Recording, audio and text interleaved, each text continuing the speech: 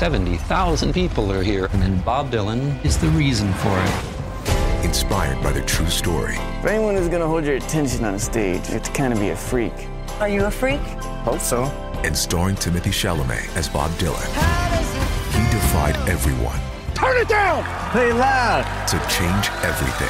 Make some noise, BD. Timothée Chalamet, Edward Norton, Elle Fanning, Monica Barbaro. A complete unknown. Only in theaters Christmas Day. Rated R. Under 17, not admitted without parent. Hey, I'm Ryan Reynolds. Recently, I asked Mint Mobile's legal team if big wireless companies are allowed to raise prices due to inflation. They said yes. And then when I asked if raising prices technically violates those onerous two-year contracts, they said, "What the f*** are you talking about, you insane Hollywood ass?"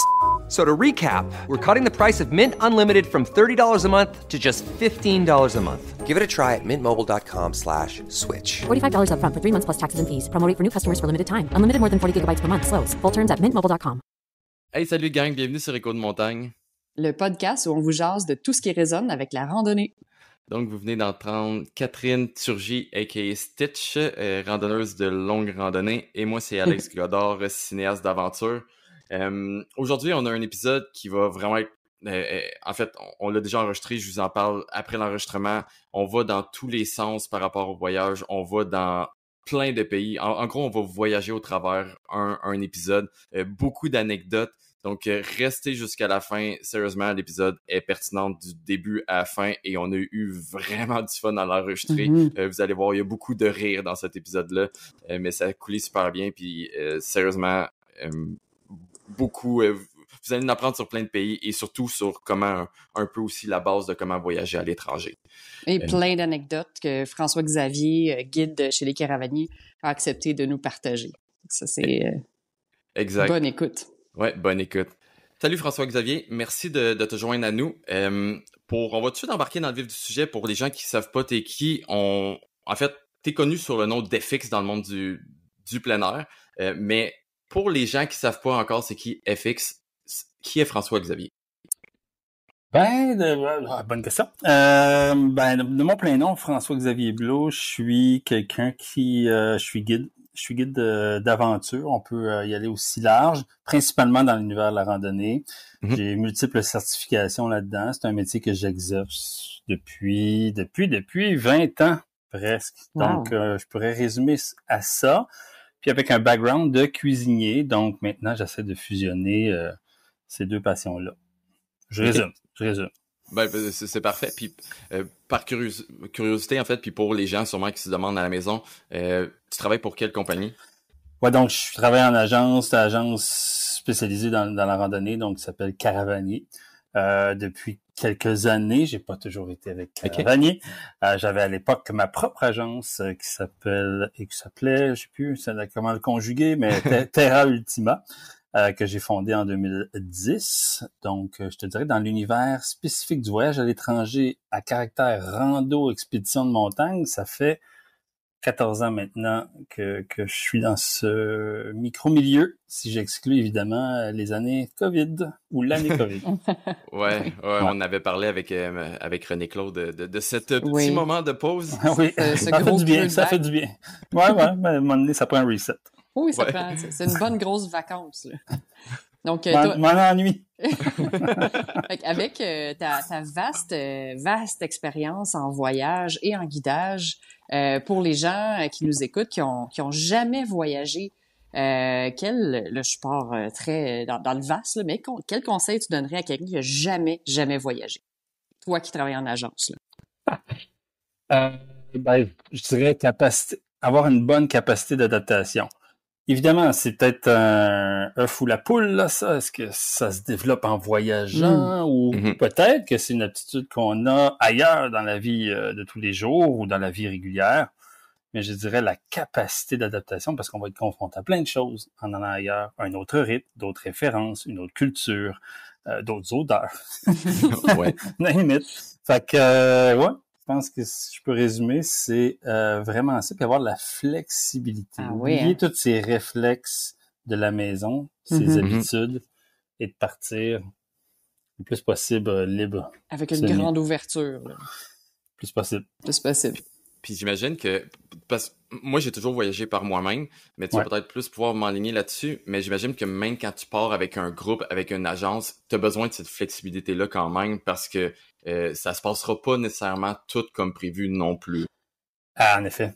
Puis même, est-ce que on pourrait dire, t'as peut-être besoin d'encore plus de flexibilité parce que OK. t'as d'autres, tu sais, souvent les gens, en tout cas dans la niche dans laquelle on est, nous, c'est des petits groupes, 6 à 12 personnes, puis c'est souvent des gens qui voyagent seuls. Donc, ça veut dire qu'une personne seule se ramasse avec 10 autres personnes potentiellement seules, qui ont chacun leurs habitudes, leur façon d'être en voyage. Donc, il faut s'adapter aussi au groupe. Puis, il faut s'adapter à une rythmique commune. Donc, les heures de lever, les temps de repas, plein de choses. Ouais. La ponctualité, s'il y a des transports, des affaires de même. Donc, c'est peut-être pas tout à fait ton mood de voyage. Donc, voyager en groupe en soi, c'est une culture. Donc, c'est une culture dans laquelle il faut avoir cette base-là. Et je dirais que nos meilleurs voyageurs, ce sont ceux qui ont la plus grande flexibilité, globalement, mais aussi peut-être l'attitude une attitude décontractée, qui se disent « Hey, moi, je suis pas là pour décider rien, je me laisse percer au rythme. » C'est ça, qui amènent pas avec eux leurs agendas personnels. Là. Non. De toute façon, on a assez de leadership pour te casser ça. Non, je suis d'autres. Mais, OK, cool, mais je comprends, puis j'imagine aussi que ça doit même être, tu sais, des personnes un peu plus empathiques doivent mieux, doit être mieux avec les autres personnes du groupe. Si tu te mets plus à la place de d'autres personnes, ça doit être plus facile, en fait, aussi, là. C'est sûr. Ben oui, c'est vrai. C'est une autre très bonne qualité. Vraiment. Cool. Vraiment. Parfait. Puis, de là, si on part seul ou en groupe, peu importe, comment se préparer avant d'aller dans un autre pays? Fait que ce serait quoi les choses à savoir, en fait, les premiers pas avant d'y aller? Il y a bien des affaires à cette question-là. Si je vois sur un angle personnel, parce que je voyage aussi beaucoup personnellement, ça reste une passion. Je pense que pour travailler dans ce milieu-là, by the way, on est payé 33% de mon salaire, c'est en passion. Ou plus. Mais non, pour vrai, c'est vraiment ça. Puis, m'en aller avec ça, excuse. Je disais... Les premiers pas pour se préparer. Oui. Donc, pour se préparer, tu sais, c'est en fait, c'est la curiosité vers les autres références. Donc, par exemple, moi personnellement, j'adore baragouiner un petit peu de vocabulaire de la langue du pays dans lequel je vais. Donc, ça, première chose, j'adore. Fait que bon, il y a plein d'applications, de livres pour apprendre ça. J'aime aussi savoir quelques coutumes, quelques rites, pour me mettre un peu dans l'ambiance puis essayer d'incarner ça. Donc, je suis très à l'affût de ça. Évidemment, j'essaie de comprendre les enjeux sociaux très général du pays dans lequel je vais. Je n'aime pas être en touriste, en guillemets. J'aime mieux être un voyageur. Donc, c'est ça, d'approfondir ces questions-là. Pour vrai, pour essayer le plus possible, si je peux, me dissimuler au maximum. D'essayer de voir les codes un peu, l'habillement, des choses comme ça, des choses à ne pas faire, des choses à faire. Bref, tu sais, vraiment me mettre dans ce bain-là. Puis après ça, j'aime bien lire l'histoire. Lire l'histoire, ça a plus ou moins d'incidence sur le voyage lui-même, mais encore une fois, c'est en lien avec la compréhension culturelle. Tout dépendant aussi de ce que tu vas y visiter. Là. Exact. Fait que de préparer ton immersion en apprenant la langue, les coutumes, faire un... Ouais. Tu sais, la langue, on s'entend, là. C'est la base. Ouais. Mais, tu sais, on le vit aussi au Québec des fois, tu sais, quand on se fait aborder en anglais, c'est un peu, OK, on est habitué, là. Mais j'essaie toujours, moi, d'apprendre au moins, tu sais, bonjour, bonsoir, puis parlez-vous anglais dans la langue du pays, tu sais. Puis oui, puis non, mettons. Ah, parce que ça fait plaisir aux gens, peu importe le pays. Ça ouvre une porte. Ouais. Ici, quand un touriste arrive, fait l'effort de nous parler en français, on est content. Fait qu'il faut se mettre dans cet état d'esprit-là pour les ailleurs. Ça switch tout de suite l'esprit de la relation, puis après ça, il y a une ouverture. Donc, puis on s'entend, là, c'était 10 mots de vocabulaire, là. Puis how much dans la langue du pays. Ouais. Puis après ça, Ouais, après ça, s'il te répond dans la langue du pays, ça se peut que tu sois largué, mais bon. Ou peut-être apprendre too much. Mais oui, c'est vraiment une bonne chose parce que souvent, tu vois l'ouverture des gens quand tu t'essayes au moins de parler dans leur langue, ils vont être ouverts plus à te parler, puis même eux, des fois, vont être ouverts un peu à essayer de casser un peu l'anglais ou des choses comme ça, juste pour faire un milieu entre les deux. Mais comme tu dis, des fois, ça fait l'effet inverse. Tu dis quelques mots dans une langue étrangère, puis là, eux, ils sont partis parce qu'ils pensent que tu parles toute la langue. Surtout si tu as bien travaillé ton accent. Mais bon. Tu as bien travaillé une seule phrase, et le reste... C'est ça. Mais non, pour vrai, je pense que ça, ce sont les bases. Puis c'est ce qu'on fait aussi quand on guide, hein. Des fois, ça arrive souvent, on guide dans des nouveaux pays, là, on se gave de tout ça, on se gave des coutumes aussi, de la musique, des références culturelles actuelles. Tu sais, on essaie d'être en micro-immersion, conséquemment autant que t'as aussi préparé, là. Ouais. Puis au niveau de la préparation, il y a l'aspect de la santé. Oui, il y a l'aspect culturel, mais il y a l'aspect des bactéries qui nous sont étrangères aussi dans les autres pays. À quel moment, quand on planifie un voyage à l'étranger, à quel moment c'est nécessaire de consulter un médecin avant le départ? Et pourquoi? En fait, ça dépend de ton historique de vaccination. Donc souvent, ça demande ça ou ça demande la prise d'un médicament ou des médicaments selon les régions que tu vas visiter. Donc, tu peux d'abord scanner, il faut se planifier d'avance. Donc, je te dirais que c'est l'étape après l'achat du vol, là, selon le timing. Mais il y a un site sur voyagegc.ca, qui est le site gouvernemental pour voyager. Tu peux voir les exigences d'entrée, tu peux voir plein d'affaires, mais tu peux voir aussi le volet ou l'icône santé.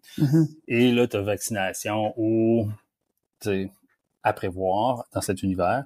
Puis là, il y a des suggestions. Évidemment, les suggestions sont très relatives à tout le pays, donc ça dépend des régions. Fait que déjà, tu peux scanner un peu. Plus tu vois qu'il y a potentiellement des carences en termes de vaccins, par exemple, c'est une prise dans une clinique, une prise de rendez-vous dans une clinique santé voyage.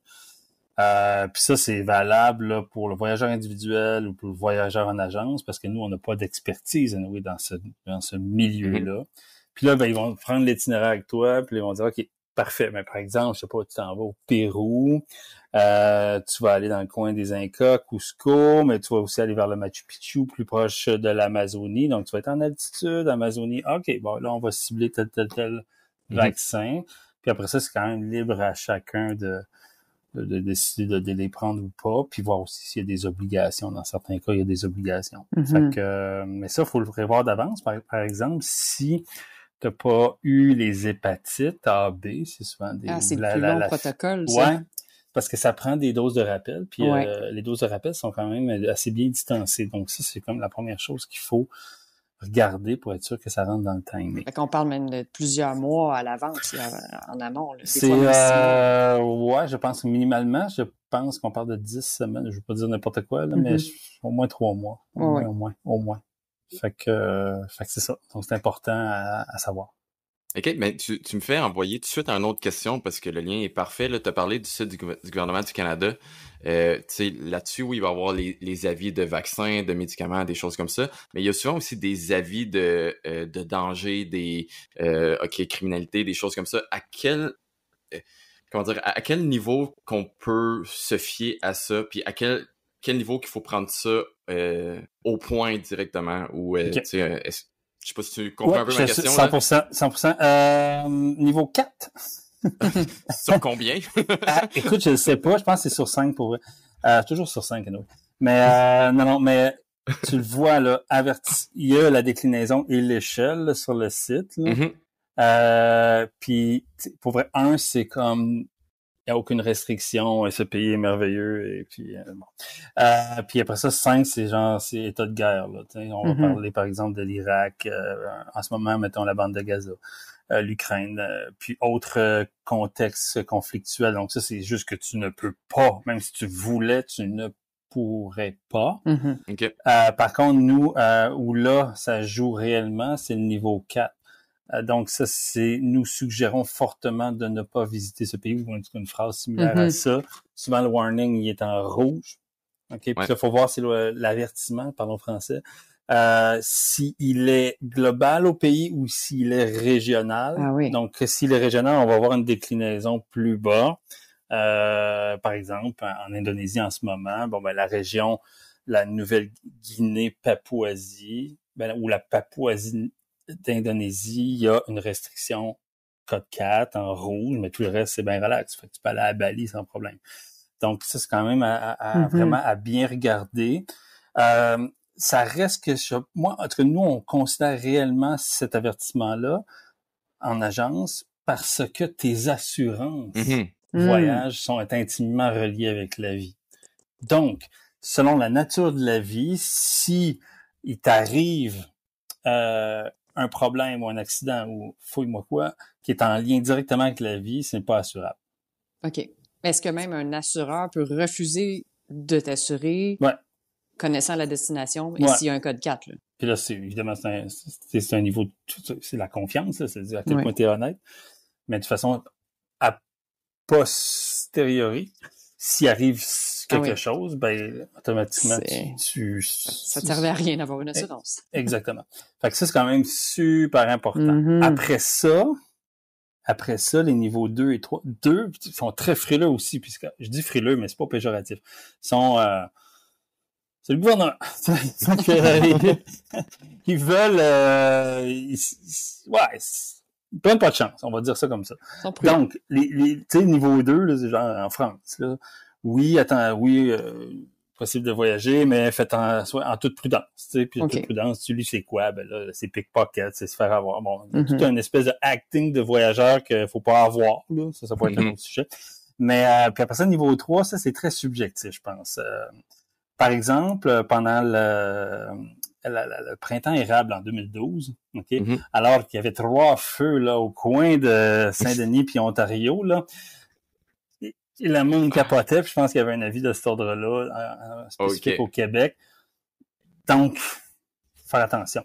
Donc, il y a beaucoup d'incompréhension aussi par rapport, des fois, à des enjeux politiques. On le retrouve beaucoup, nous, dans l'agence, comme l'année passée au Pérou. Il y avait une instabilité politique, mais que politique, par rapport à des décisions. Donc, si tu étais touriste, on n'allait pas te lyncher en public ou autre chose. Donc, c'était des contestations assez généralisées dans le pays. Mais bon, ça a fait que la saison au Pérou pour le voyage, pour nous, a complètement tombé à l'eau à cause de ça. Donc, parce que des fois, les gens ne s'inscrivaient pas parce qu'il y avait cet avis-là. Instabilité politique. OK. Donc, mais pour vrai, je vais pas minimiser ça non plus, mais je veux dire, ta sécurité, à mon avis, elle était très, très minimalement à risque. T'sais. Parce que ces enjeux-là n'étaient pas du tout ciblés sur le tourisme, là, c'était des problèmes de politique interne. Exact. OK. Puis, donc, c'est toujours bien aussi de... en tout cas, ça, c'est une autre affaire pour revenir à l'autre question avant. Les enjeux politiques, saisir la réalité nationale d'un pays, etc. C'est un peu la base pour nuancer ce genre de choses-là. De se mettre nous-mêmes au courant de l'actualité pour faire un choix avec éclairé. Des bons, en faisant l'effort. Il faut aller au-delà du titre. Au-delà de l'avertissement sur le site du gouvernement. Aussi. Oui. Au-delà du titre du Journal de Montréal. Oui. Mais parce respect pour le journal. Il y en a qui va falloir quand même laisser, j'imagine, un peu de côté, parce que, tu sais, pour avoir voyagé, mettons, en Amérique latine ou en Amérique du Sud, les avis sont toujours là de criminalité, tu sais. La vie est comme 100% du temps là, fait qu'à un moment donné, il y en a qu'il faut que... OK, tu sais, oui, il y a de la criminalité, mais on en a au Canada aussi, c'est juste... Exact. Mais tu sais, un autre exemple, mettons, concret, avant la guerre russo-ukrainienne, on organisait des voyages dans la couronne des Seven Summits, les montagnes les plus hautes de chaque continent. On avait l'Elbrus. L'Elbrus, c'était super populaire parce que c'était considéré comme la montagne la plus haute d'Europe, à 5642 mètres. Puis, on organisait souvent des groupes là-bas. Puis, dans la région du Caucase, donc du Caucase russe, il y avait eu des attentats dans les années 2006, 7, 8, des attentats tchétchènes, qui datent d'une autre époque. Puis, il y avait dynamité des pylônes de téléphériques. Puis ça, c'est resté tellement longtemps comme un avis 4 à cause de la nature terroriste, par exemple. Encore une fois, il faut vraiment pas minimiser ça. Il faut comprendre les enjeux puis les réalités de risque, mais ça reste que, dans les faits, il y avait aucune tension palpable. Tu sais. Ouais, mais, ça fait des années. Mais, puis... oui, Mais ça il y a fait des eu un années, mais c'est incident. resté. Peut-être à cause de la nature de Ouais. l'incident. Et quand ça touche au terrorisme, C'est très délicat. jamais bon. Mais maintenant, on se casse plus la tête, on n'y va plus parce que Oui, là, ça a réglé la question. pour des raisons politiques Ouais. et éthiques quasiment aussi. Voilà. Yep. Oui, on parlait justement d'assurance voyage. Comment on les magasine? Donc, comment on prépare quand on prépare soi-même un voyage, nos assurances voyage, puis après ça, comment c'est différent avec une agence? Est-ce que ça reste qu'il faut prendre ses assurances soi-même? Ouais. L'assurance peut être vendue à travers l'agence, mais l'assurance va toujours être une offre séparée. Donc, nous, en fait, on crée une plus-value parce qu'on va donner des conseils vraiment spécifiques. Puis après ça s'arrange entre agence puis assureur, là. Mais je veux dire, les gens ne paient pas plus cher via nous, mais on est juste peut-être un peu plus spécifique, puis on donne une bonne assistance par rapport à ça. Et surtout dans le cas de certains pays où c'est complexe, ou s'il arrive des problèmes, ça peut être complexe. Donc, dans certains cas, on cible exactement le bon produit d'assurance pour telle destination. Le bon assureur. Ouais, Okay. mettons par exemple le Népal. Le Népal, ça arrive souvent qu'il y a des évacuations. Ces évacuations-là, des évacuations dues à des problèmes de santé. Mm-hmm. Et ces évacuations-là doivent pas mal se faire par hélicoptère. Donc, on sait quelle compagnie d'assurance offre une bonne couverture par rapport à ça et offrira des bons services s'il y a problème. Parce que souvent, les hélicoptères décollent on confirmation, c'est-à-dire oui, c'est beau, vous avez les fonds décollés, sinon, démerde-toi, mon ami. Donc, faut avoir les bons liens avec les bons assureurs pour certaines destinations comme ça en particulier. Ouais, parce que j'entends souvent des gens qui veulent économiser sur cet aspect-là. Je vais cacher un peu de qu'est-ce que je vais faire. Comme ça, je vais payer moins cher, mais t'es pas mieux. Si t'as à te faire évacuer, ben bravo, tu vas payer le 15 000 $ que ça va te coûter. Peut-être plus que ça. Ouais. C'est ça. Non, puis c'est toujours un facteur de... Pour vrai, en bout de ligne, ça reste une évaluation des risques. Mais à plus petite échelle, on peut penser chez nos amis les USA, là, les Américains. Même chose au niveau assurance médicale. Mm-hmm. Pense-y pour vrai, là, même si tu vas juste jouer au Mont-Washington. Là. On a eu des cas. Là, dernièrement aussi, ouais. C'est ça. Oui, c'est très fréquent. Là. Puis les assurances voyage aux États-Unis sont des fois même plus coûteuses que d'autres pays. Puis les gens s'étonnent de ça. Rien, c'est juste à côté. C'est ça, une question de... Les frais d'hospitalisation. Exactement. Fait que c'est ça, puis après ça, c'est ton âge, après ça, c'est qu'est-ce que tu vas faire aussi selon la nature de l'activité. Ben ça, c'est en gros, c'est d'être, je crois, c'est d'être honnête avec ce que tu vas faire, puis de aussi te connaître en tant que personne. Ok, c'est quoi mes problèmes de santé, c'est quoi mes antécédents et tout ça. Donc c'est. Ouais. Parce que une compagnie d'assurance là, ils font toujours leur petite enquête après là. Oui. Ils se laissent pas avoir. Fait que, ou s'ils se font avoir, ils paieront pas s'il arrive quelque chose et qu'ils se rendent compte que... Exactement. Mais c'est super important quand même, ce volet-là. Puis après ça, il faut regarder les cartes de crédit. Il faut pas non plus se double assurer, là. Ouais. Les cartes de crédit, évidemment, c'est le piège un peu, les points, les avantages.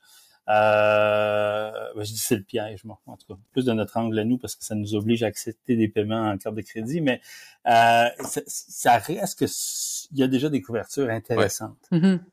Fait que c'est d'abord s'assurer de ne pas être doublement assuré. Oui, puis il y a quand même une ligne mince. Moi, j'avais quand même, ça c'est une anecdote, là, mais je me fiais beaucoup sur mon assurance de carte de crédit pour les 60 premiers jours.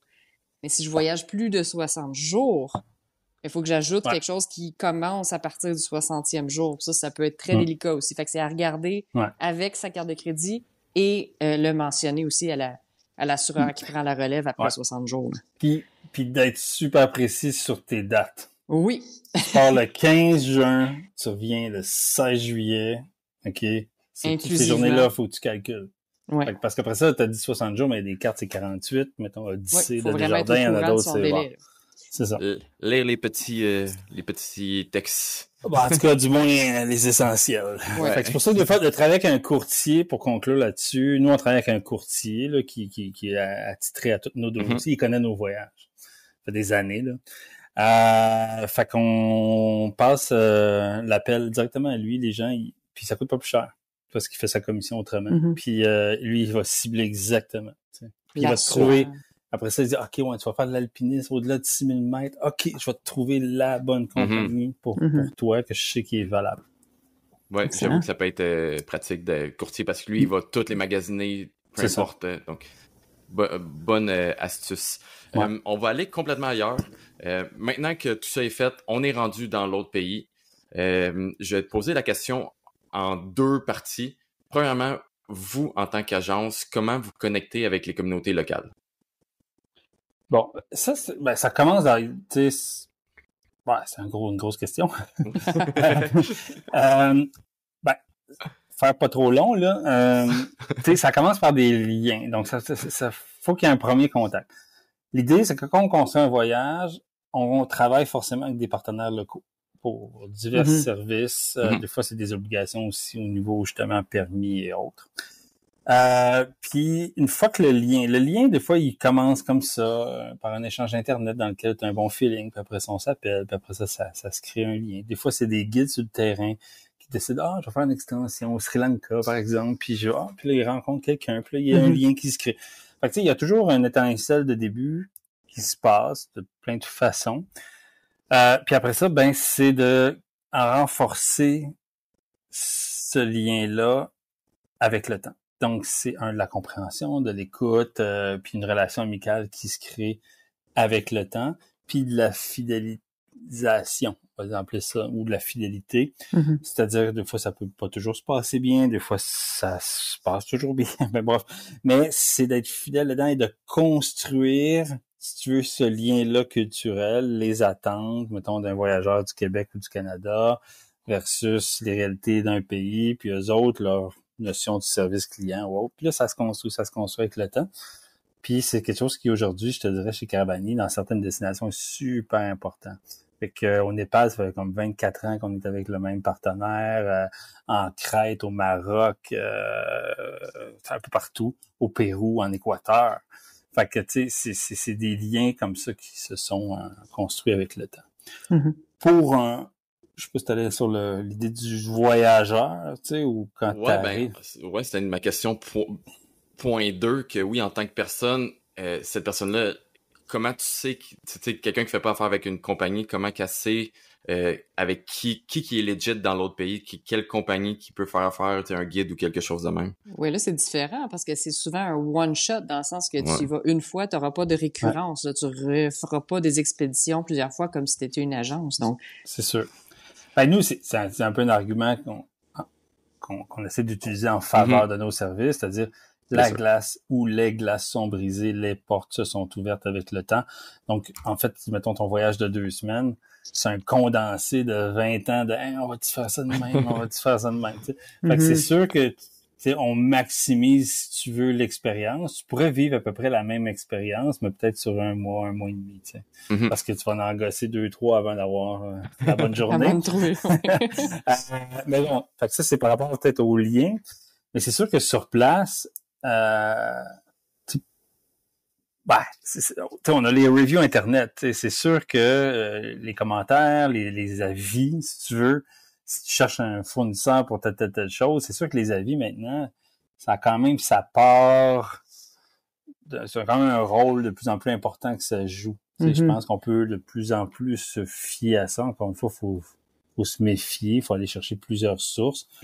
Mais si on veut savoir, par exemple, qui peut me fournir un très bon transport de telle place à telle place, ben on peut éventuellement le savoir. Tu sais. Je dirais que si tu pars à voyager comme dans le temps... Quand on n'avait pas ces outils-là. Ben, pour les gens peut-être de 40 ans et plus. Où on avait un Lonely Planet. C'est pas mal tout. Avec des numéros de téléphone. Ben, c'est ça. Fait que le Lonely Planet faisait... En fait, pour vrai, le Lonely Planet faisait le rôle de ce que l'agence fait, d'une certaine manière. Après ça, il y avait quand même une marge, puisqu'il y avait plein de possibilités, puis que ça pouvait évoluer dans le temps. L'information était valable, alors qu'avec le temps, elle l'était moins. Donc, c'est sûr que ce genre de guide-là était très, très bien. Puis après ça, ben, c'est la dynamique que tu as aussi avec la personne. Donc, des fois, j'ai dû me débrouiller dans des situations parce que pour plein de raisons, un fournisseur qui lâche, le service pas prévu comme décrit ou plein de situations. Mais après ça, c'est ta capacité à faire face à ces situations-là, puis à désamorcer des pièges potentiels ou des situations où il y a une mésentente ou une incongruité par rapport aux attentes. Puis là, c'est dans ton attitude de faire en sorte que vraiment, ça se passe bien parce que je t'ai utilisé l'humour, par exemple. T'as trouvé quelques codes de culture locale pour arriver à tes fins sans être trop, on va dire, frontal dans certains pays, des choses comme ça, tu sais.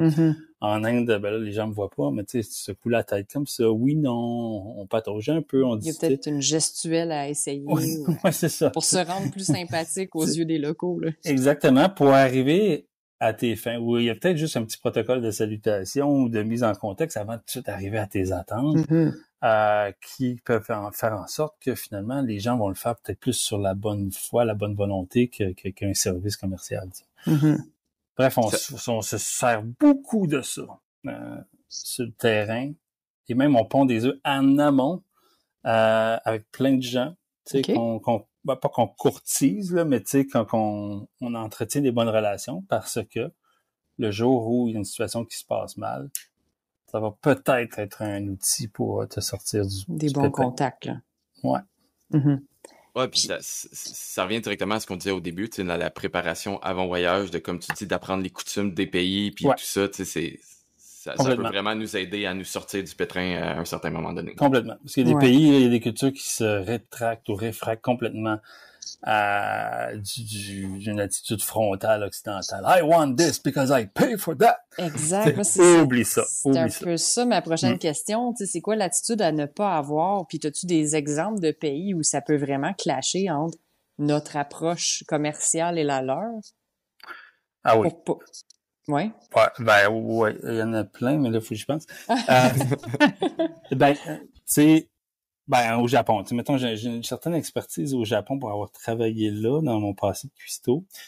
Tu sais, je vais essayer de faire un mini parallèle court entre les affaires et le voyage, mais bon, c'est très, très, très protocolaire.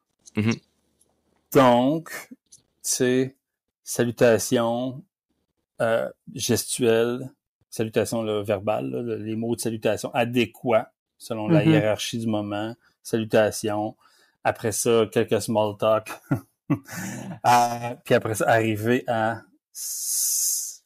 ses fins ou arriver dans la direction que tu veux aller. Toutes sortes de codes aussi par rapport à justement être très respectueux, ne pas trop faire de bruit, ne pas trop parler fort, etc. Tu sais, être vraiment dans le respect de la culture ou des codes japonais pour arriver finalement peut-être à un service extra d'un hôtel, peut-être pour arriver à n'importe quoi, mais ça c'est comme super important.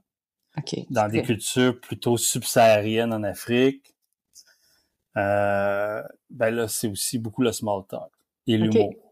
Donc on va pas demander directement la question ou la demande. Il y a une approche subtile à avoir pour pas brusquer. Là. Ouais. Fait que moi, je joue beaucoup, mettons, Ouganda, Kenya, Tanzanie, Afrique du Sud, donc des pays où j'ai beaucoup guidé. Je désamorce la relation blanc-noir, là. Peut-être cette espèce de complexe, des fois, qu'il y a. Je suis sur un piédestal total. J'y vais dans la légèreté, dans les blagounettes, babacou, je comprends un peu les codes, qu'est-ce qui fait rire, tout ça, j'adore ça aussi personnellement. Fait que je me mets comme ça, dans cette ambiance-là, pose beaucoup de questions aussi, salut, toi, là, le classique, ça va, et ta mère, et ton père, comment il va, blablabla, puis en bout de ligne, ouais, il est quelle heure, là? Non, mais tu sais, tout ça pour demander là. Non, mais, ou tout ça pour demander à quelle heure on arrive. Mais, non, mais c'est souvent ça. Fait que, puis après ça, une fois que tu as à peu près une réponse, faire confiance. Ça va arriver. Tu sais, genre, OK, t'as dit 5h45, là, mais là... Non, laisse aller, ça va arriver. Insiste pas. Fait que c'est ça. Mais c'est pas facile à comprendre ça d'un coup, là, je vous dirais. OK. Mais par expérience, je l'ai souvent vécu que dans d'autres pays, tu sais, comme tu dis, ici, on est tellement habitué tu rentres dans une boutique, dans un magasin, un restaurant, peu importe, on va là pour consommer quelque chose, fait qu'on va direct au but. Mais dans les autres pays, le monde sont tellement relax que ils ont tout le temps de te parler, puis ils veulent te parler. Aussi. Respecter le timing aussi où t'es, là. C'est à Fidji, ils sont pas sur le même... Ah non, ils sont pas sur un temps stressé comme nous, là. C'est clair, mais ça, c'est vraiment propre aux Occidentaux, là, quand même, là. Le rythme de vie ici, on va dire efficace entre guillemets, ça va vite, etc. Faut vraiment désamorcer ça. Ouais. Mais totalement. Ça prend un gros lâcher prise pour déprogrammer, là, quand on part dans un pays non occidental. Vraiment. Mais on dit occidentaux, puis pour l'avoir vécu, même en Italie, exemple, aller en Italie l'hiver, que c'est leur off-season, mais c'est complètement une autre chose qu'aller en Italie l'été, parce que les gens sont presque en vacances l'hiver, fait qu'ils s'attendent pas, tu te feras pas recevoir pareil. C'est un fait. Tu vas vivre deux voyages différents, là. Puis l'Europe, je l'ai vu beaucoup, ça, tu sais, le dimanche, souvent le dimanche, les choses sont fermées. Il y a plein de coutumes aussi comme ça que nous, on n'a pas, que tout est ouvert 24h/24, 7 jours sur 7, là. T'as raison. Donc, même intra-Occident, c'est ça. T'es en fin de saison, en début de saison. En réalité, c'est pas tant... Ils sont un petit peu plus primes en Grèce, mettons, en fin de saison, là. Fait qu'il y a peut-être une attitude ou un comportement à avoir en conséquence. Ou peut-être même dans c'est pas tout à fait le sujet de la question, mais genre, peut-être choisir aussi tes bonnes époques pour voyager. Considérant tous ces variables.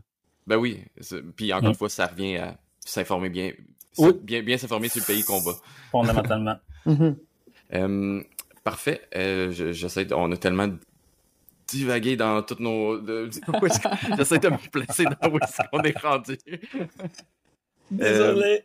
En fait, je vais te poser une question, mais on lui a déjà un peu répondu, mais si tu avais peut-être un autre point là-dessus, y a-tu un code d'éthique en tant que touriste qu'il faudrait avoir en allant dans un autre pays? Y a-tu tu sais, là, on a dit plein de choses, y aurait-tu quelque chose qu'on aurait peut-être oublié là-dedans?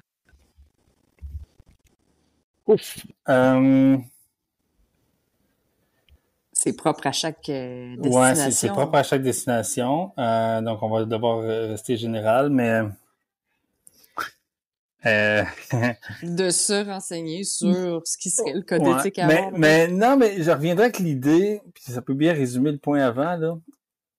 C'est ça, c'est se déprogrammer ses références, enlever ses attentes, c'est-à-dire nos attentes en référence à notre culture, se rendre à destination et là de réintégrer les nouveaux codes. Fait que peut-être c'est une période de transition, quelques jours, là, pour saisir ça. Et souvent, quand on fait des voyages de plus longue haleine, c'est parce que on a adapté le rythme et les codes locaux que le voyage se passe mieux. Donc, tant qu'à s'en rendre compte par défaut, là, au bout d'une semaine ou deux, là, aussi bien de tout de suite se mettre dans cet esprit-là. Je te dirais, je pourrais peut-être résumer ça comme ça. Évidemment, en sachant les choses à ne pas faire. Oui. Mais ça fait une belle boucle en arrière avec ton premier conseil là, que tu disais en début d'épisode, d'avoir une bonne capacité d'adaptation. Là. Ça fait partie de ça. Oui, ça revient à ça. Puis que, en fait, j'allais juste ajouter que tu t'en vas dans un autre pays pour vivre la culture. Apporte pas ta culture à toi dans un autre pays, sinon reste ici. Si tu veux vivre ta culture, reste au pays que t'es. Exact. À moins qu'il y ait un contexte d'échange. Des fois, ça, c'est très cool aussi. Tu sais, souvent, dans les pays, je sais pas si je suis sur la question, mais peu importe. On va, dans certains voyages, on est allé, j'ai fait des voyages assez originaux où là, c'est sûr que la barrière linguistique, oublie ça, là, l'anglais, c'est pas là, l'espagnol, le français, tout ce qu'on pourrait peut-être parler, là. Qu'est-ce que tu fais? Tu sais? Puis des fois, pour vrai, c'est une partie, les gens quand tu leur poses qu'est-ce que tu aimerais savoir sur ma gang de voyageurs que je t'amène? Ah oui. Ben, c'est des codes, c'est des références à la vie ben les points de la vie normale, tu sais, ici. C'est quoi dans quelle maison t'habites? T'as-tu une famille? Ouais. Tu te déplaces comment? Ça marche comment? C'est des choses bien basiques. Puis là, ben, c'est souvent des photos des photos imprimées qu'on ouvre des champs ou des téléphones à cette heure. C'est vrai. Ouais. C'est vrai, les téléphones. Mais... niaiseux. Mais ça fait longtemps que je voyage. Mais dis, c'est ça, au début, c'est cet échange-là visuel. Puis là, ça ouvre une curiosité. Mais va-t'en pas dans un champ super précis. Regarde, ça, c'est l'intersection Saint-Denis. Une rue pétonnante, c'est vraiment cool. Non.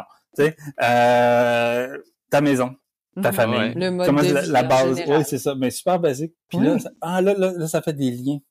Okay. Tu crées des liens de même, puis après ça, puis là, tu te racontes, puis là, tu connectes sur une affaire, puis tu commences à échanger. Donc, ça, c'est... Okay. Ouais, tu m'apportes à une histoire. Dernièrement, j'étais au Pérou, puis j'étais en montagne au Pérou, puis là, il y a un petit Péruvien qui vient vers moi, puis tu sais, c'était une fermette en montagne. Puis il a passé toute la soirée avec moi, tu sais, il a voulu monter ma tente avec moi, tu sais, il était là, mais moi, ma blonde parle parfaitement espagnol, fait que grâce à elle, j'ai quelques petits mots, mais je parle aucunement bien espagnol, puis en fait, pratiquement pas. Fait que de mon mieux, j'essayais d'y parler un peu, mais ça y allait beaucoup avec des photos de, tu sais, lui, il était avec ses chiens, fait que là, moi, j'ai pas de chien, mais j'y montrais que avec des photos, ok, mais moi j'ai des chats, voici mes chats. Puis après ça. C'est toutes des petites choses comme ça. Là. On essaie de créer, c'est quoi les liens? C'est ce qu'on veut savoir. Qu'est-ce qui nous unit? Mais des fois, ça peut être des choses aussi basiques que ça, mais ça part. Après ça, on part avec ça. Puis, ça brise un peu la glace entre ton front de touriste. Tu deviens un humain, toi aussi, avec ces gens-là. Fait que ça... Exact. Puis d'aller vers l'autre, là. Oui, sérieux, là. Mais ça, c'est la nature du voyage même, tu sais. Un voyage à pied permet ça. Un voyage à vélo aussi, en cyclotourisme, permet ça.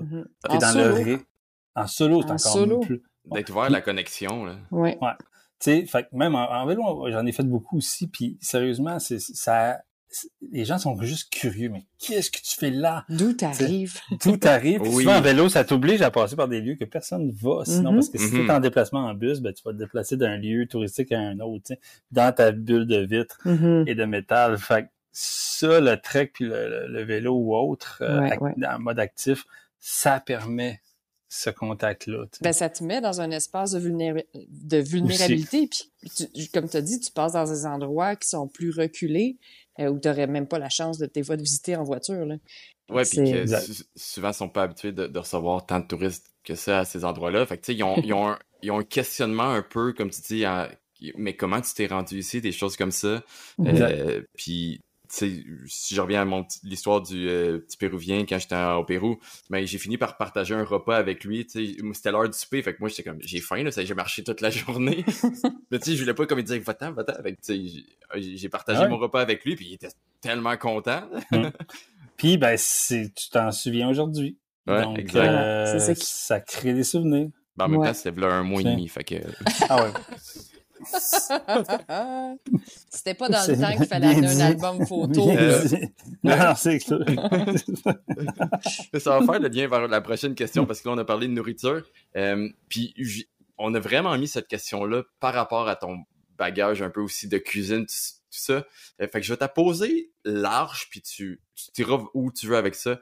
Comment s'alimenter quand on fait face à la barrière de la langue? Fait que, tu sais, vas-y avec... Où tu veux t'en aller? As-tu des anecdotes avec ça? Ouais. Ben, c'est sûr que la question, en fait, elle dit comment tu fais quand tu n'as aucune référence linguistique ou même pas capable de lire? Comment tu fais pour t'arriver à tes fins pour manger quelque chose que tu risques d'aimer? C'est pas te ramasser avec une affaire que ça tentait pas. Mettons là, je pourrais exister. Surtout quand tu as des intolérances, je pense, là. Oui, ou juste des références à la nourriture que tu n'auras jamais pensé faire. C'est genre le chien au Vietnam ou des affaires de même. Fait que ben écoute, le truc de base, là, c'est de regarder les assiettes des autres. Regardez la table d'à côté. Puis là, pointer. Ça, this good. Au Vietnam, on avait fait avec ma blonde une traversée en vélo, justement, dans le nord. Puis, souvent, on n'avait même pas l'occasion de dire on veut 100 en pointant parce qu'il y avait genre juste pas personne qui mangeait. fait que là, on avait appris le nom des protéines, tu sais, bœuf, tu sais, puis mettons poulet. Mm-hmm. Puis je pense qu'on avait appris le mot riz. T'sais. Fait que déjà là, on a un riz au bœuf, c'est pas pire, une soupe, une soupe, tu sais. Fait que là, c'était beau. Beau, c'est bœuf. Gars, c'est poulet. Mais le problème, c'est qu'en vietnamien, c'est une langue tonique, donc il y a à peu près 7 tonalités, si tu veux, de prononciation de la même syllabe, comme gars. Fait que tu peux dire poulet comme tu peux dire toaster, ou ben non, par choc de char. Fait que, disons que à un moment donné, il finissait par comprendre, là, mais ça faisait des situations un peu cocasses. Mais en sachant les 2-3 associations d'aliments, des fois, on arrivait vraiment à « Ah, OK, tu fais une soupe au poulet! » Fait que, puis des fois, même, on rentrait dans la cuisine. Donc, parce qu'on s'entend que c'est pas toujours des restaurants comme on peut l'entendre ou le concevoir. Ouais. Donc, des fois, c'est de rentrer dans la cuisine puis pointer les ingrédients. Puis des fois, il y a même pas de menu, tu sais. Là, je te parle de cuisine de rue, là, pas mal, là, dans des coins perdus du nord du Vietnam. Ben, c'est ça, pareil, tu sais. Puis si tu veux arriver justement à tes fins, petit jeu de mots, ben, t'es obligé d'aller jusque-là. Par contre, mettons dans des pays aussi wise que le Japon, ben, eux autres, super facile. La plupart des restaurants d'une certaine gamme, ils ont un modèle plastique qui est une reproduction exacte du plat que tu vas avoir. Plastifié. Puis il y a des magasins qui vendent ces modèles-là au restaurant. Bref, ça pour dire... Tu peux ramener en souvenir une maquette de ton repas. Exactement. Je sais pas s'ils font du custom made, mais... fait que là, c'est une vitrine, littéralement. Fait que tu te lèves, puis tu pointes. Fait que t'as l'équivalent aussi. Ben ça, c'est génial, mais pour vrai, là, c'est super. C'est comme vraiment bien fait. Ou t'as le menu avec des images. Puis ça... Moindrement que tu es dans une région un peu touristique, ça arrive quand même souvent là, qu'il y a des photos, là. Ouais. Fait que tu y vas comme ça. Mais pour vrai, sinon, tu apprends les quelques mots pour arriver en lisant d'avance. Ça revient à mon autre point. Surtout si on a des allergies ou des intolérances graves. Ah ben là, Ça, c'est un autre niveau. Là. Puis par rapport à rebondir là-dessus, petite application sympathique. Des fois, j'ai encore des groupes avec des restrictions alimentaires, des groupes scolaires, des choses comme ça. Ouais. L'année passée en Islande, des cas de cœliaque, donc intolérance au gluten assez sévère. Et là, il fallait pas qu'il y ait de gluten dans les aliments. Puis Dieu sait que le gluten, on le retrouve évidemment dans le pain, mais on le retrouve partout dans les sauces, dans ça. Fait que là, Google Lens, donc l'application Google, tu vas sur Lens, donc lentille, puis là, tu passes ta caméra devant les ingrédients, par exemple, d'une pâte de nouilles, d'une boîte de nouilles. Puis là, tu vas tout voir traduit en français automatiquement. Ah oui, peu ça, importe la langue peu importe dans laquelle c'est écrit. Faut un programme d'avance. Là. Okay. Puis j'étais en Islande, je le vois en islandais, je le vois en français. Puis tu passes ta lentille devant, puis tout est automatiquement traduit avec une juxtaposition des mots sur le package. Wow! Pour moi, c'est le futur, ça. Donc, puis évidemment, on n'est plus dans les petits dictionnaires de poche, là. Non. Fait que ça, c'est quand même débile, justement, pour tout ce qui est dans l'univers de la lecture. Là. S'il faut que tu lises un menu, par exemple, ou tout ça, là, Google Lens. Google Lens. Wow. Puis la plupart des langues du monde sont là-dessus, là. Ouais, exact. Ça va super bien. Puis même avec Google Translate, tu peux aussi télécharger. Ben, en fait, si tu t'en vas quelque part, tu sais que tu n'auras pas de réseau et tout ça, tu peux télécharger la langue en avance. Ah oui. Et donc là, traduire, peu importe si tu n'as pas de réseau. Fait que c'est un autre petit truc à avoir. Puis effectivement, tu peux parler directement au téléphone et il va le traduire dans une autre langue. Fait que ça peut être... Tu sais, c'est toujours le fun d'apprendre quelques mots basiques au moins puis tout ça, mais après ça, pour avoir une discussion un peu plus poussée, ça peut aider. Ouais. Tu sais, j'irais pas faire une discussion de base à travers mon téléphone, mais comme tu dis, si c'est une nécessité, tabarouette. Ça peut dépanner. C'est un outil quand même utile. Là. Vraiment. Cool. Ben, Non. t'as répondu plus que ce que je voulais sur cette question-là, mais c'est parfait. Tant mieux. Ensuite, prochaine question. On va passer vite au travers de celle-là parce que je pense que ça se trouve quand même assez simple. C'est assez simple de trouver la réponse, mais on peut quand même passer au travers quelques items par rapport à la randonnée. Qu'est-il impossible d'apporter avec nous en cabine? Bon, donc, évidemment, ça, tu l'as... Tu sais, c'est le genre d'information un peu... pas de base, je vais pas dire ça, mais que tu as sur les sites Internet des compagnies aériennes ou même sur... tu tapes ça, la restriction cabine sur Internet, tu le sais. Maintenant, il y a des choses qu'on oublie facilement. Bâton de marche. Mm-hmm. On a parlé de ça tout à l'heure, mais en effet, je pense qu'il y a une restriction par rapport à ça, par l'aspect je l'ai testé. pointu. Ah, tu l'as testé, merci. Oui, j'ai des mauvaises expériences avec ça, moi aussi. OK. Fait que tout ce qu'on pense qui est petit couteau inoffensif, Un coupon, jusqu'à un coupon. En fait, le coupon, c'est des fois le cure-ongle. Ouais. Qui peut Qui être est la petite lame, là. Ouais. Voilà. Fait que ça, fait que si t'as ton coupe-ongle fétiche que ton grand-père t'a donné, ben, pense-y d'avance, OK? Faut le mettre en soute, là. Faut le mettre en soute. Même chose, une petite opinel avec le bourron, n'importe quoi qui est un outil là, super utile quand on fait de la rando, tout ça. N'importe quoi qui est contingent. Bref, qui est pointu. Je suis censé d'être intelligent avec cet terme-là.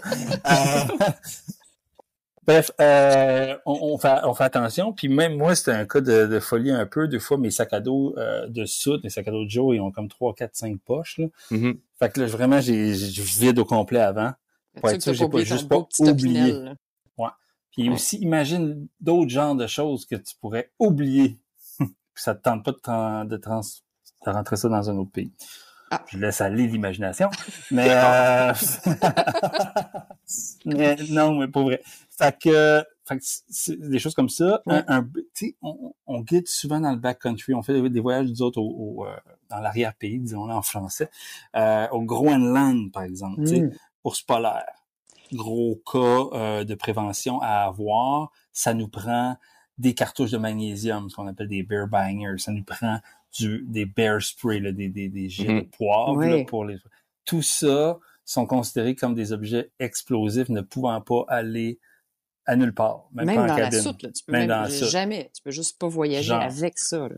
Fait que quand ça fait partie de ta logistique de voyage, OK, là, faut que tu y penses. Donc, est-ce que je peux me trouver ça à destination et autres? Même chose pour le gaz, des fois, en tout cas. Moi, maintenant, mais le butane de propane, là, pour les petits réchauds compacts, tout ça.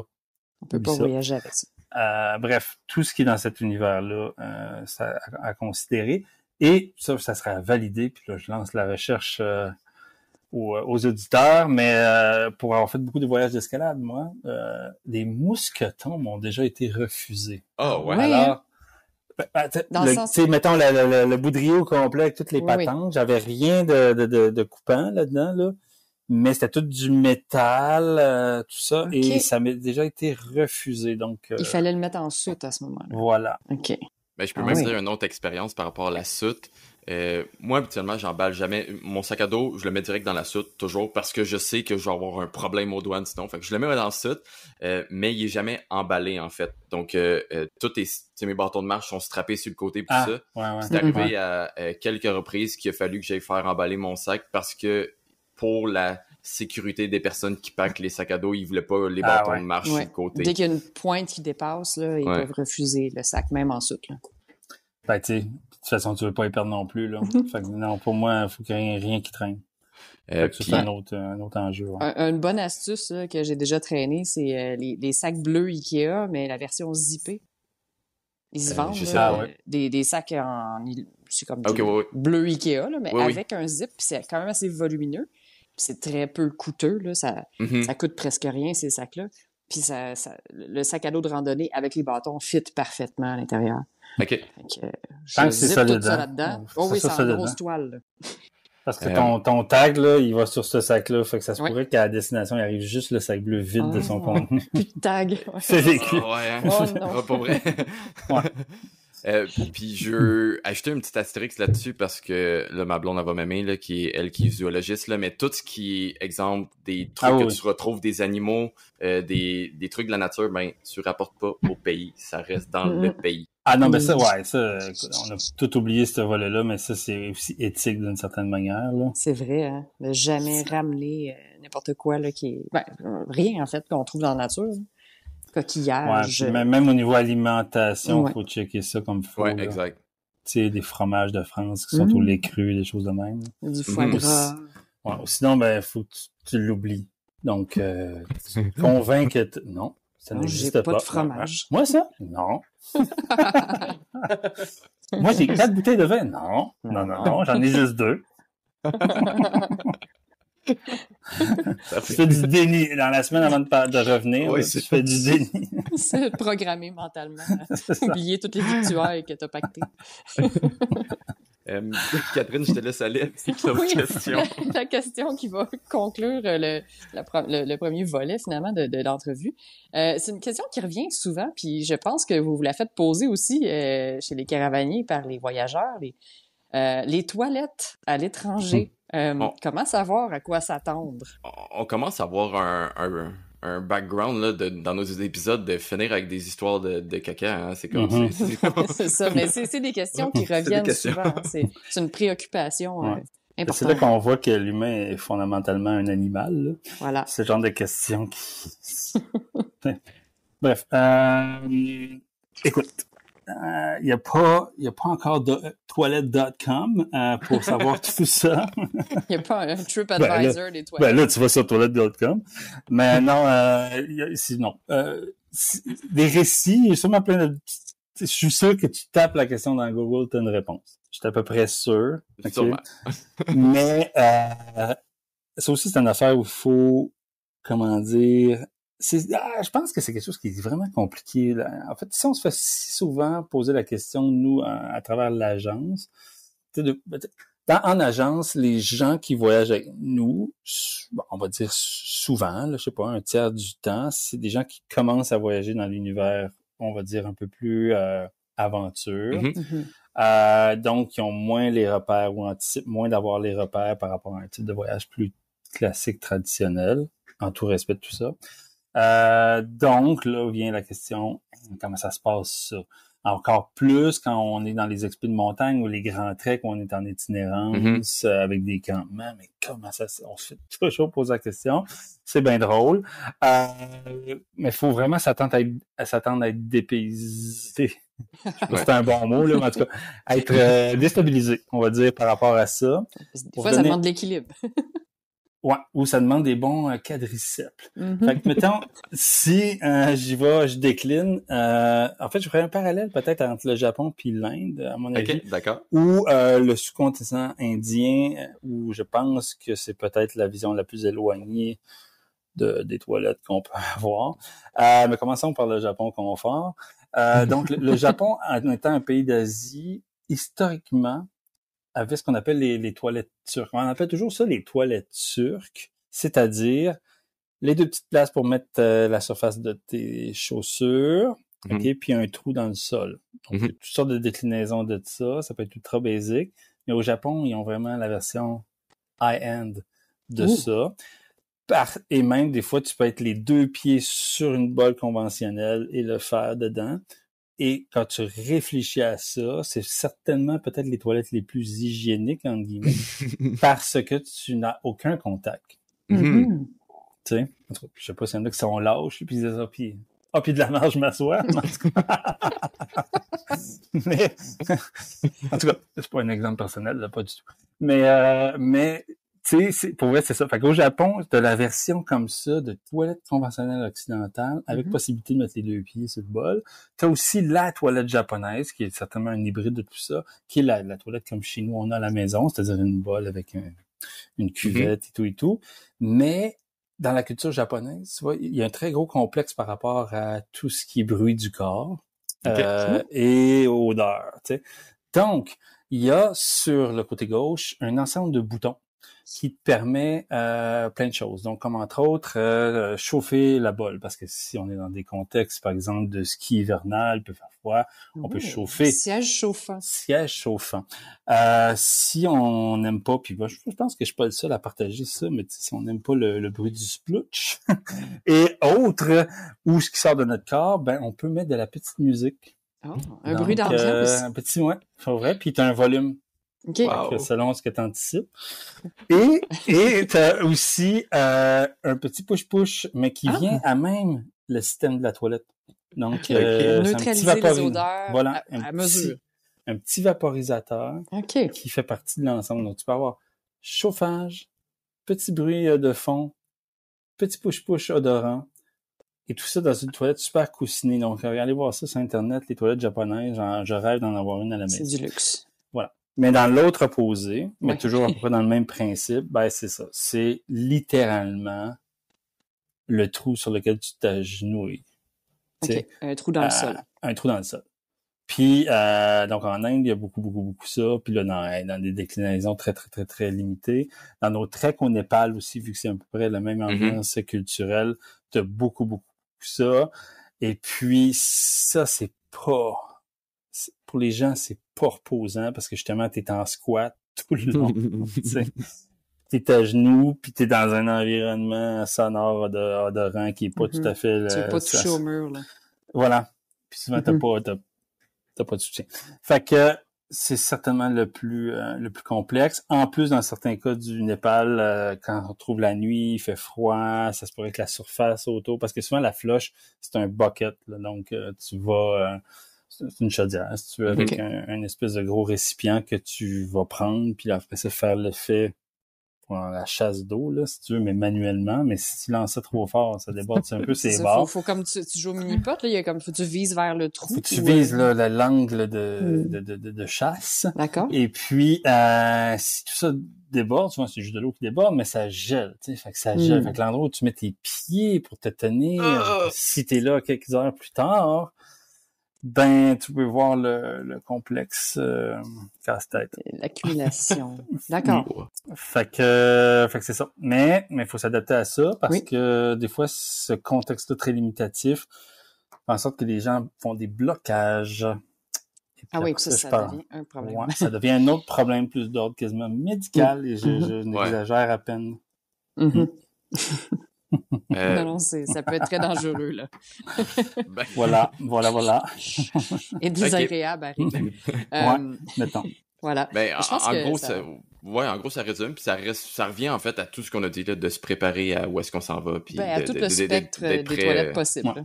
Soit se préparer, ou soit jouer avec ton autre caractéristique que j'ai dit, t'adapter. Ah oui. Voilà. Trouve la porte. Ma manière préparée. OK. Ouais. Ça va être ça. Moi, je suis plus dans cette version-là. C'est ça. Mais tu sais, quand on est habitué à creuser son propre trou dans le backcountry, dans l'arrière-pays, après ça, c'est quoi?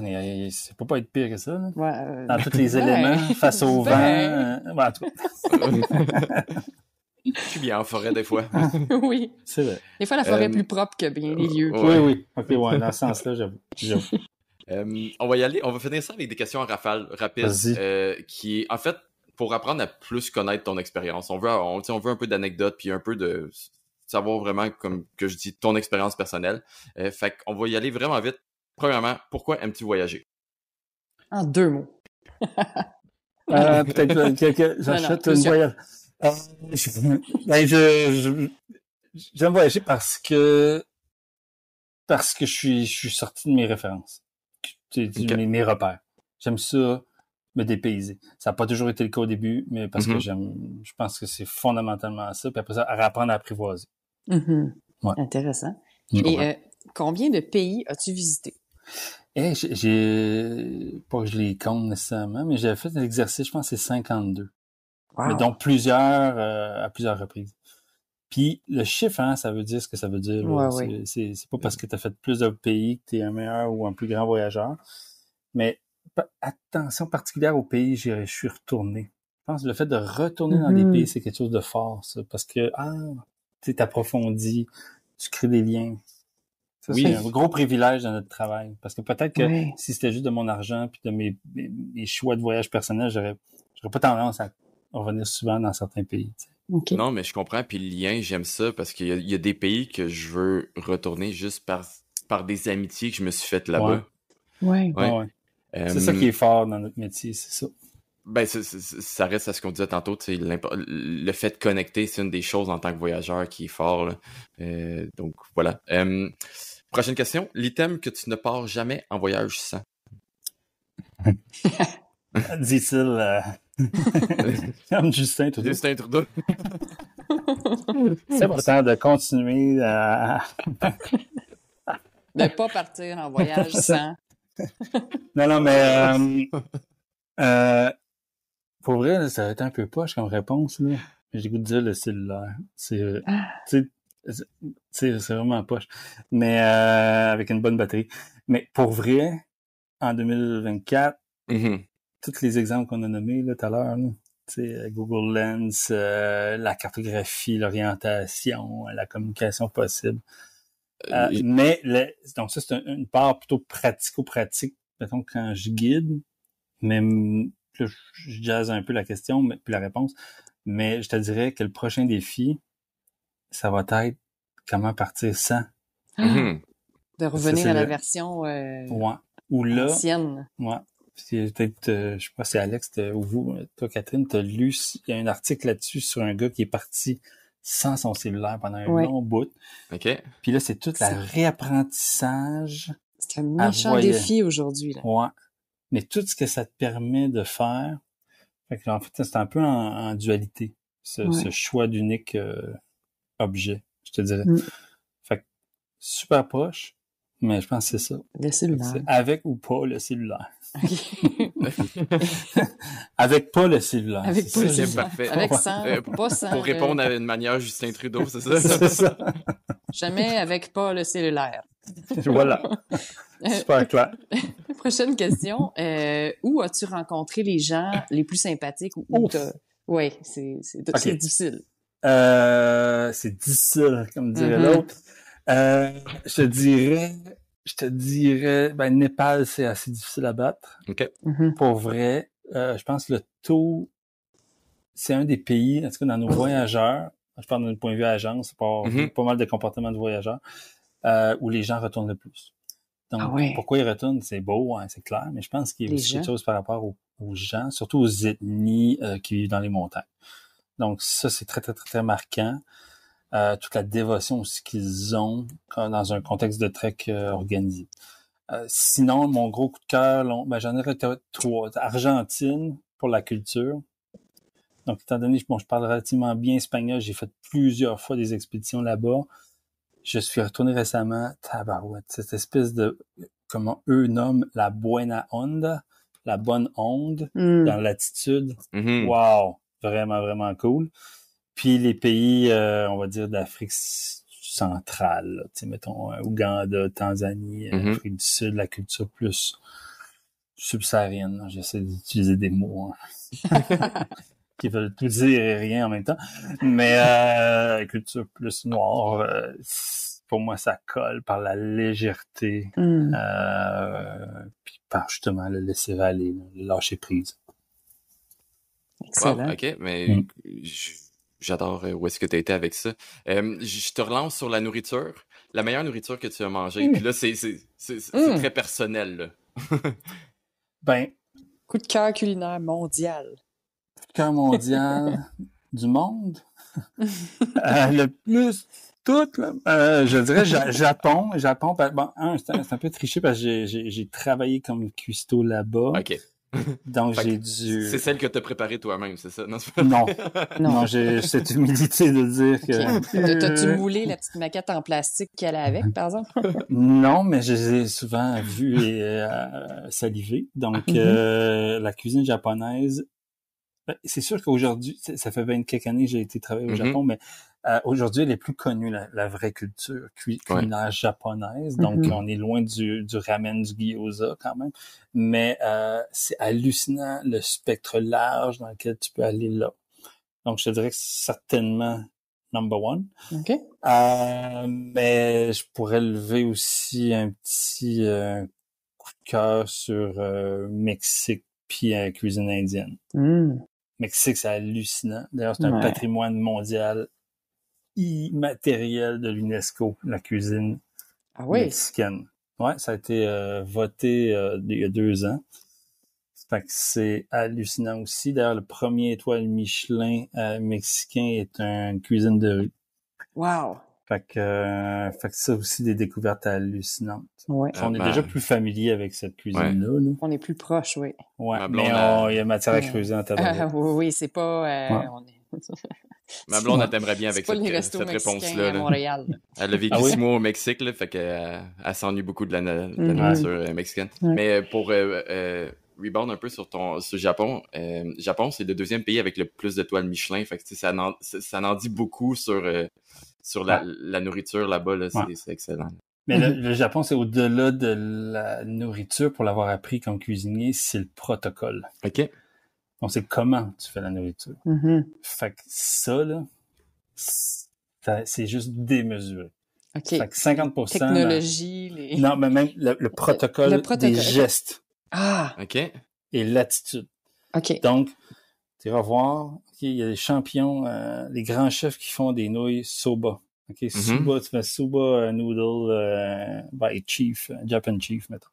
Puis, je dis ça en anglais parce qu'il y a plus de chances que tu tombes sur quelque chose, mais là, il y a une estrade là, de gens qui vont voir des chefs faire des nouilles soba. OK? OK, Nouilles c'est un soba, là, c'est du savoir-faire. sarrasin puis de l'eau, là, tu sais, Mhm. à la base, mais comment arriver avec le protocole le plus pur pour arriver à la nouille la plus top shape du monde, c'est fou. Fait que moi, il a fallu que quand j'ai cuisiné là-bas, il a fallu que j'apprenne le protocole. OK. Quand t'as tout juste 20 ans, là, le protocole dans une culture latino comme la nôtre, pas fort. Bref, fait que c'est ça. Puis tant qu'à rebondir, la cuisine italienne est aussi dans ce... Oui, c'est pas vrai. dans le protocole, savoir-faire, là. mais dans le savoir-faire, puis dans la qualité de l'aliment. Ouais. Fait que, Qualité des ça ingrédients. va là, au Japon. Wow. Oui, puis c'est beaucoup des Wow. choses qui sont, pour prendre l'exemple d'Italie, là, tu sais, qui est retransmis de « Ah, ma grand-mère faisait ça comme ça. Puis tu sais, C'est c'est un très patrimoine, culturel, là, c'est ouais. Ouais. Très protégé. Ouais. Ouais. Bon, Fait que, j'y vais avec un autre difficile top. La chose la plus belle que tu aies vue. Donc, au niveau visuel, à travers la planète. Tu peux pas dire ta blonde ou tes enfants. Ah, mais là... qu'est-ce que c'est ça? La vision qui t'a marqué le plus, en fait.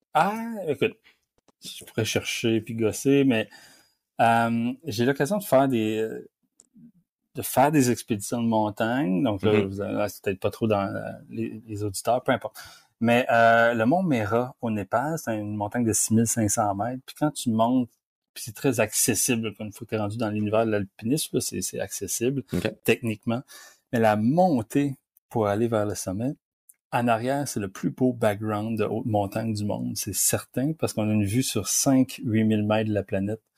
Parce que le Mera Peak est comme il est distancé, il est pas mal plus au sud par rapport à la chaîne centrale de l'Himalaya. Donc, ça donne une espèce de vue en perspective. Puis le panorama est hallucinant. Puis de voir 5-8 000 mètres, c'est juste comme c'est à peu près unique, là. Il y a peut-être un peu au Pakistan qu'on va voir ça, mais en termes de chaîne qui coupe l'horizon, c'est dans le même champ de vision. Dans le même champ de vision et de manière constante, tout le temps, pendant 48 heures. Fait que non, je pense que c'est ça. C'est toujours ce qui me revient le plus en tête, là, je te dirais. Ce qui a marqué le plus. Là. Ouais. OK, ben, je vais y aller de l'autre côté, là. La chose la plus étrange que tu aies vue, puis là, ça peut aller dans n'importe quel sens. Prendre la question comme tu veux, ça peut être... je sais pas. Je pose la question et je ne sais pas quoi répondre moi-même. Ouais, ben... C'était pas une chose en particulier, mais peut-être des ambiances, mettons le vieux Delhi. Donc, si t'es déjà promené dans le vieux Delhi à New Delhi, là, c'est de l'étrangeté, c'est l'humain dans sa plus haute densité. Là. Dans sa plus haute densité, mais aussi dans son plus grand laisser-aller, malheureusement. Fait que la rue du vieux quartier de Delhi, toutes les scènes que tu peux avoir là, tout l'abandon des gens qui se débrouillent, qui ont aucune ressource. Ça, c'est peut-être certainement le plus déstabilisant ou le plus... Ouais, je dirais surtout des paysans en tant que personne occidentale. Et toi, c'était plus le plus étrange. Non, hein, mais je pense. ça compte. J'avais pas d'angle avec ça, fait que c'est parfait. Ouais. Ben, il faut être fort, là, pour... je pense, tu sais, quand on parle de niveau, là, ça, c'est niveau 5. Niveau 5, c'est... Ça brasse en dedans. Là. Émotionnellement, c'est ouf. C'est un côté de l'humanité qu'on n'est pas habitué d'être exposé. Exposé, oui. Y a-t-il un moment, justement, parlant de tout ça, est-ce qu'il y a un moment où tu as eu peur pour ta vie en voyage? Oui, mais pas dans des contextes, on va dire, humains. C'est-à-dire pas des agressions, des choses comme ça. Je reviens au Népal, mettons d'un point de vue plutôt ludique, cocasse, puis d'un autre moins cocasse, tu sais, mais les routes du Népal. C'est comme... C'est comme le plateau Mont-Royal, ça. Je pense que c'est aussi troué. Mais sur le plateau Mont-Royal, il n'y a pas autant de ravins. Ah oui, c'est vrai, il manque ça. Fait que quand tu dis que la place la plus safe, c'est sur le toit de la Jeep, parce que tu as l'option de sauter. Ah oui. Fait que ça, c'est... il y a des routes du Népal qui sont complètement construites en flanc de montagne, peu entretenues, sujet toujours à des glissements de terrain et autres. Wow. Et il y a cette espèce de fatalité aussi des conducteurs qui se disent, regarde, it is what it is. OK, j'ai fait ma cérémonie puja, tout va bien aller, God is behind us. Fait que let's go, on y va. Puis des fois, c'est le cas de roues, là, mettons des roues qui sont un pouce ou deux dans le vide, tu sais. Fait que à 16-18 personnes. Fait que ça c'est vraiment, vraiment marquant. Donc, ça, c'est un point de vue plutôt infrastructure humaine. Puis sinon, j'ai été souvent en haute montagne, donc sujet à des fois des avalanches. Ouais. Une fois une avalanche nous a littéralement ramassé. Puis on se disait, OK, c'est ça, c'est là que ça se passe. Puis elle a arrêté. Avant de vous atteindre? Non, elle a arrêté avant de nous amener dans des crevasses. Ouh! On était dedans. Vous rouliez, là. Vous avanciez. On réussissait, parce qu'elle a beaucoup ralenti, fait qu'on réussissait à surfer par-dessus, à rester en surface. J'étais avec mon frère à l'époque. Puis là, il y a un lien familial, puis tout. Puis là, tu te regardes, tu te dis, man, c'est ça qui est ça, là, c'est là, ça se passe là, puis ça, c'est quelques secondes, puis ça m'a donné, ça arrête. Ça va, man. Fait qu'on va dire qu'après, là, tu sais, comme, what to do? Qu'est-ce qu'on fait? T'sais, on reste là, on continue.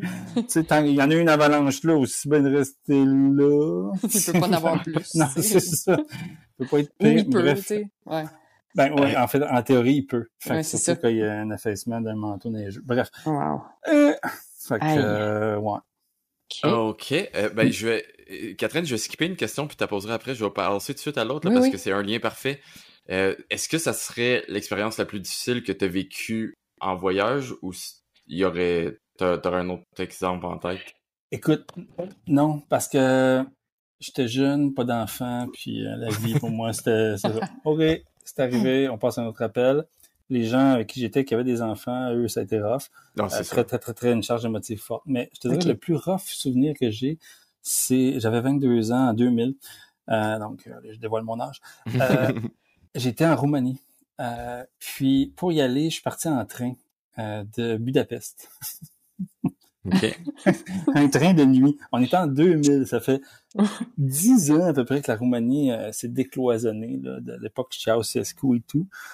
Puis, je faisais mon bac en sociologie à l'époque, puis j'avais le goût de voir les tziganes, tu sais. Donc, les romanichels, si tu veux, les gitans. Et j'avais tellement une belle vision romantique de tout ça, pour finalement me rendre compte que c'est tout plus... Alors, je généralise beaucoup, mais tout ceux que j'ai rencontrés dans le train, c'était escroc par-dessus escroc.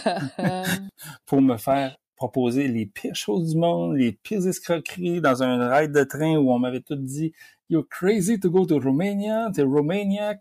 Puis finalement, aujourd'hui, c'est vraiment pas ça du tout, mais il y a 20 quelques années, la ride de train était incroyablement rough, puis j'ai été déstabilisé à tous les niveaux. J'étais assez novice aussi comme voyageur.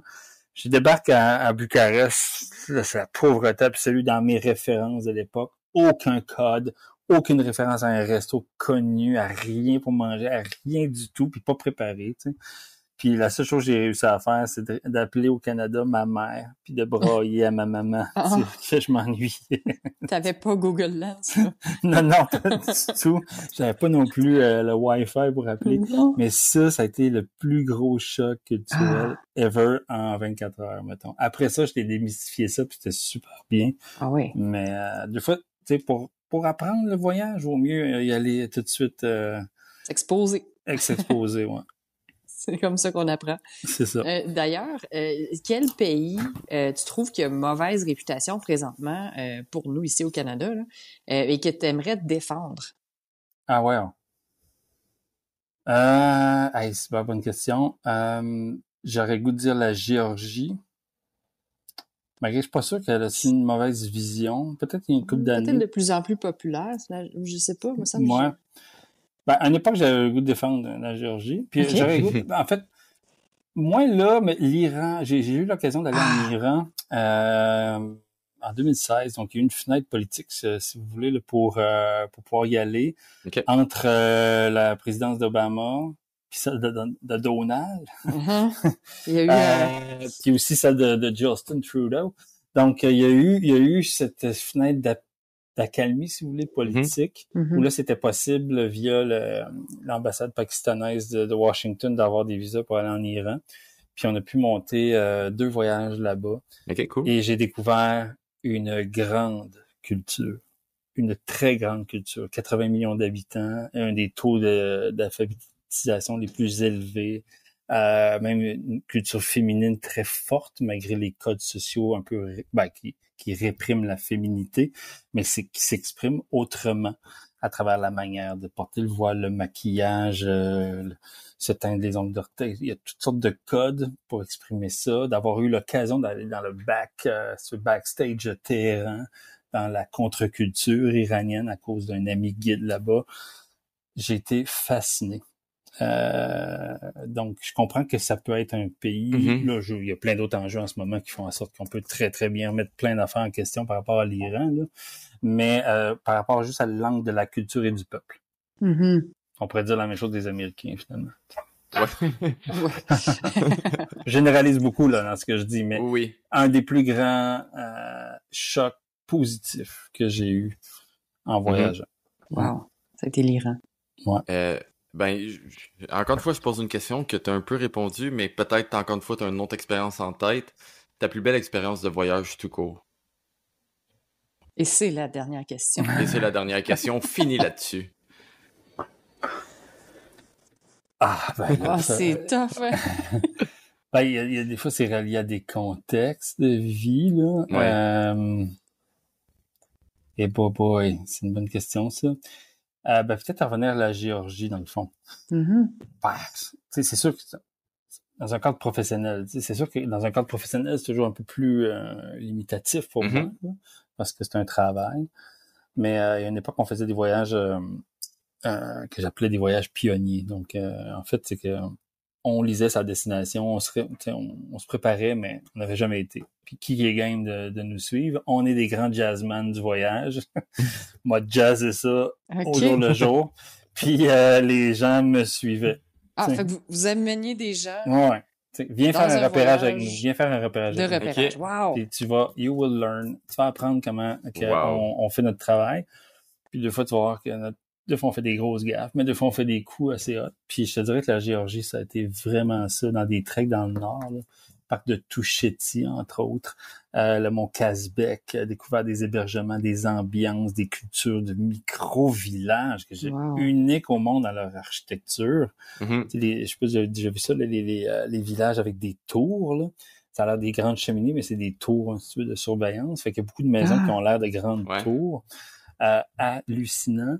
Puis, se rendre compte aussi que quand tu regardes ça géographiquement, c'est la croisée de tous les chemins de l'Asie. Tu sais, c'est la grande route de la soie, les commerces qui viennent de Turquie, du Moyen-Orient, d'Asie centrale, de partout. Fait qu'il y a un blend culturel de malade. Incroyable. Et Tbilissi, la capitale, qui est à une échelle qui se fait à pied, là, qui est pas si grande que ça, a toutes les influences du monde, mais en plus avec une culture de jeunesse post-soviétique qui se dit, non, nous autres, on met un pied de nez à cette ancienne culture un peu léthargique et on innove en fou. Fait que les restos, les bars, la culture alternative, ça bouillonne. Wow. Fait que Géorgie, coup de cœur, j'ai goût encore d'y croire là, même si on pense que bon, c'est à côté de la Russie, puis les temps-ci, ils sont pas mal courtisés très fort, là, mettons, genre avec une pelle, là, mais tu sais, c'est ça. Pour moi, c'est... Ouais, c'est malheureusement, en fait, c'est une des places que j'ai sur ma liste que je veux vraiment aller, mais que dernièrement, je suis un peu réticent par la proximité de la Russie, effectivement. Là. Ah oui, surtout que tous les beaux parcs sont frontaliers. Ouais. Voilà, ouais. Mais bon, tu sais, mettre ça dans la bucket list en 2037. Ouais, c'est ça. 2037, quand ça va. J'ai encore du temps devant moi. Je sais pas si c'est un code 1 à 5, celui-là, mais... Là-dessus, on prendra pas plus de ton temps. Je te remercie vraiment, Fix, d'avoir été avec nous. Pour les gens qui voudraient, en fait, peut-être expérimenter des voyages avec toi, est-ce que tu as des expéditions qui s'en viennent ou? Certainement un retour au Népal après 2 ans en octobre. Donc, pour aller dans un trek dans la région de l'Everest, mais pas au camp de base. Ça, c'est en octobre. À l'Aconcagua, un petit retour. J'y étais cette année, j'y retourne parce que j'ai encore aimé ça, faut croire. Donc, le plus haut sommet des Amériques, mais non technique, là. Donc, voilà. Et puis, l'année prochaine... C'est un mystère. Donc, notre vie, toutes sortes de possibilités. On avait un autre voyage pionnier à caractère jazz, là, qui se passait aux sources du Gange, donc dans l'Himalaya hindou. Mais bon, il n'a pas marché comme on voulait. Il était peut-être un peu trop jazz, mais... C'était trop pionnier, celle-là. Trop pionnier. Mais c'est de relier 2 sources du Gange à pied vers un col de Kalindini. C'est dans mes rêves en ce moment, on y croit encore pour 2025. OK. On va te le souhaiter. Puis si les gens veulent être au courant de tous ces voyages-là qui s'en viennent, j'imagine que ça se fait tout par rapport via Caravanier. Pas mal via Caravanier. Évidemment, moi, c'est pas annoncer ce que je fais sur le site de Caravanier. Sinon, je me suis fait une page Facebook qui s'appelle FX Guide d'aventure, FXEFIX, pour faire un petit clin d'œil à RG. Ouf! Donc, c'est dans ma tête tout ça. Puis, c'est ça. Fait que souvent, j'annonce un peu les projets que je fais là. Parfait. Excellent. On va inviter les gens à aller voir là-dessus pour... si ont bien apprécié la discussion qu'on a eue, ben ils vont pouvoir avoir plus de discussions avec toi en voyage.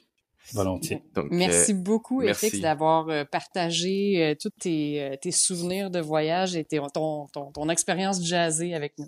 Merci beaucoup. Hein? Merci. Là. Bye. Bye. Voilà, ça conclut la super conversation qu'on a eue avec François-Xavier. On espère que vous avez apprécié, que ça vous a fait voyager et que ça va vous inspirer dans votre préparation puis dans vos rêves de voyage. Ouais, puis encore une fois, merci à vous de nous écouter toujours, d'être présents à chaque épisode.